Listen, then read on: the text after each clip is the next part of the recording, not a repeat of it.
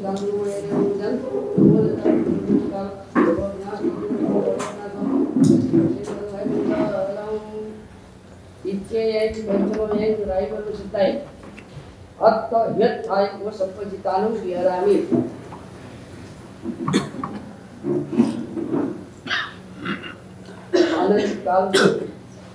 निबंध बिताने के बाद एक भव्यात्मा ने परमात्मा के शासन में सम्यक दर्शन ज्ञान चारित्र की आराधना करके अपनी आत्मा का कल्याण किया। वो मोक्ष में गए। हमारा स्वभाव भव्य था, हमारी भव्यता अनुकूल थी और हमको एक जबरदस्त कोटि की लोटरी लगी। ये लोटरी ही है। और कैसी लोटरी?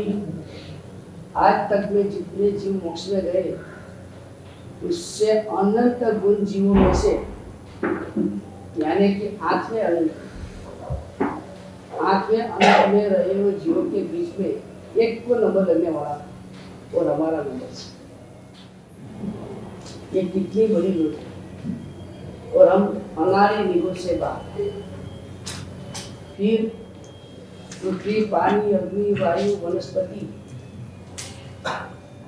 ये एक की 5 भूमिका में अनंत अनंत गुंजल पड़ा चक्र भी।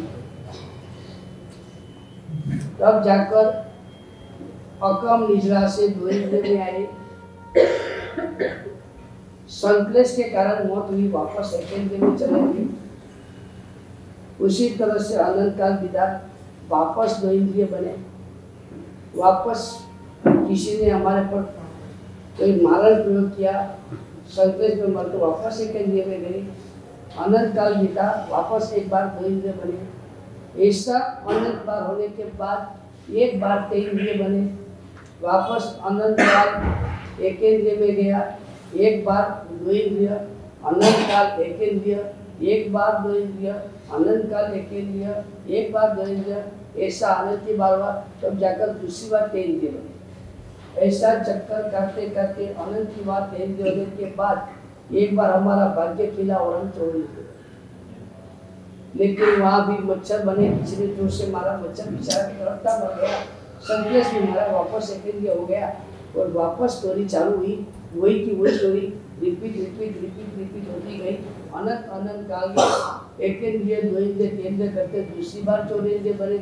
वापस निगुण एक इंद्रिय में गए।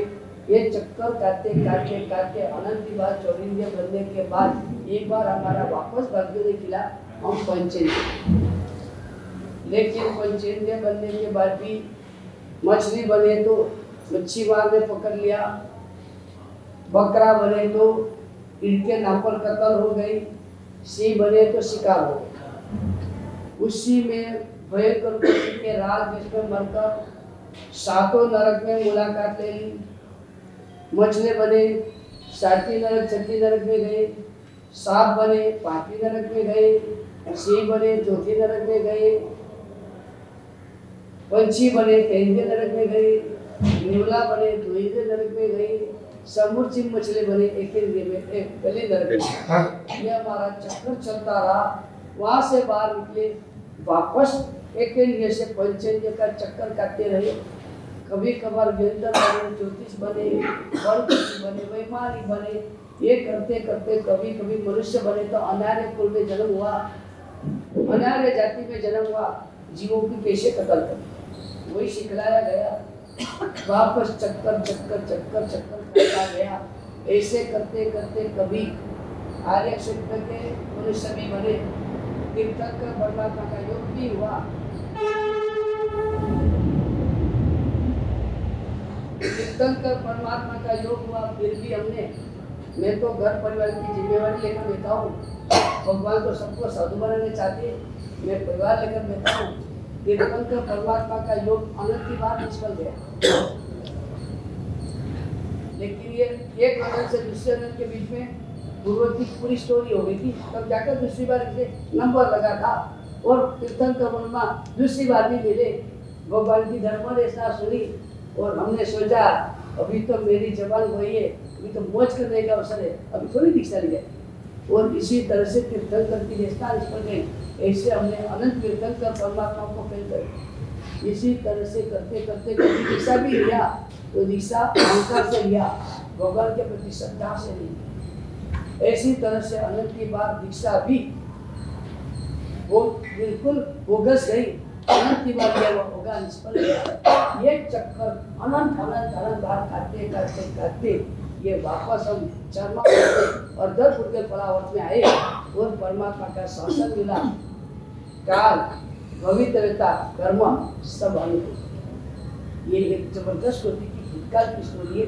मैं आपको इसलिए सुना रहा हूँ कि ये वापस हमको रिपीट नहीं करनी। आज तक में हमने ये स्टोरी दीक्षा लेने के बाद भी अभी हमारी ये दीक्षा ये स्टोरी को रिपीट करने के लिए नहीं। और इसीलिए आपको ये 5 महावत दिया गया है। जो जो पापों के कारण आज तक अनंत काल संसार में हम रहते घूमे, वो सारे पापों को बंद करना, इसका नाम है 5 महावत। आज तक हमारे जीवन में जीवों के प्रति आंतरिक दृष्टि से द्वेष और बाह्य दृष्टि से हिंसा एक जबरदस्त होती का अंदर जीवों के प्रति कोई न कोई निमित्त को लेकर द्वेष और द्वेषी। मनुष्य के भोग में तो द्वेष हुआ था, हर एक द्वेष तो कर ही देते। कभी भी हमने समाधान नहीं किया है, कभी भी हमने जाने दो छोड़ दो भाई, वो भी जीव है, होता रहता है, मैं भी कोई थोड़ा प्रमाणिक हूँ, सीधा हूँ, छोड़ दो। कभी भी जीवों के प्रति प्रेम मैत्री भाव रखा ही, मात्र द्वेष द्वेष द्वेष का भगवान कहते वो अनंत काल में जो हमने अनंत बार किया है और उसके कारण अनंत बार जो जीव हिंसा किया है, इसके प्रायश्चित के रूप में पहला महाव्रत है अहिंसा महाव्रत।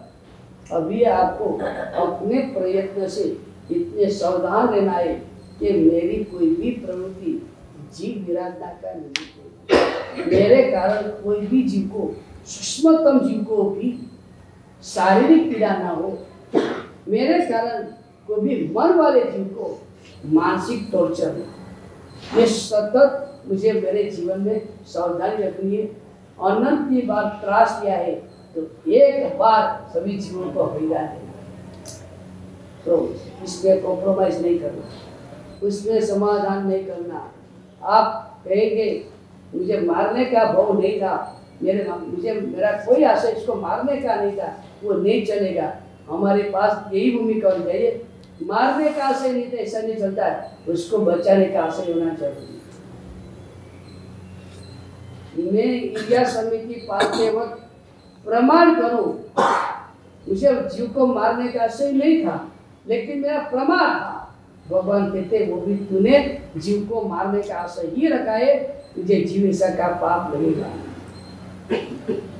यानी यहाँ कंप्लीट ये शर्त है, मारने का आशय नहीं था वो नहीं चलता है, बचाने का मेरा पूरा प्रयत्न था, ये होना बहुत जरूरी। और इसीलिए हर जगह पर हर स्थान पर सतत उपयोग रखना पड़ेगा, क्योंकि कहाँ किस तरह से बेचारा जीव, अनजान जीव, अज्ञान जीव, कोमल जीव कहाँ किस तरह से आ जाता है पता नहीं चलता। तब जाकर अगर हमने सावधानी नहीं रखी, मुझे याद है मेरा पहला चौमासा था, अगत्या उपास्य का था अहमदाबाद, आस पास में करीब करीब 15-20 साथी जी भगवंतों का पास है, पानी एक जगह पर बोलता था। तो साध्वी जी भगवंत सब अपने अपने पास ऐसे अपना अपना मत लेकर आते, वहां रख के दर्शन करें। वो जो पानी उबालने वाला था वो क्या करता था, पानी भरने से पहले सारे घड़े खोल देता, जो भी ऊपर बक्सा वगैरह जो भी नीचे था, फिर एक एक में पानी। हम दर्शन करके उपास्य में प्रवेश किया, वो धड़ धड़ धड़ पानी डालता जा रहा है, क्योंकि उसको तो 50 घड़ा पानी पड़ा, तो धान धान धान करता जा रहा है, 50 घड़े खुले हो और पानी डालता जा रहा है। तो हमारे नजर के सामने हमने देखा एक गड़ा में उसने खोल दिया होगा और कहाँ से चूहा घुस गया होगा पता नहीं, धार धार धरता गया और फाड़ करके चूहा बेचारा ऊपर उछला। लेकिन वो तो इतना स्पीड में पानी डाल रहा था, इस क्या चूहा का होगा पता नहीं है। बात ये, हमारा थोड़ा भी प्रमाद, हमारी थोड़ी भी बेसावधानी किस तरह से जीवों की इंसानी पूरी तरह फिर जिंदगी भर हमको अफसोस देता है कि उस वक्त मैंने सावधानी क्यों लिया। तो हमको सतत ये सावधान रहना है।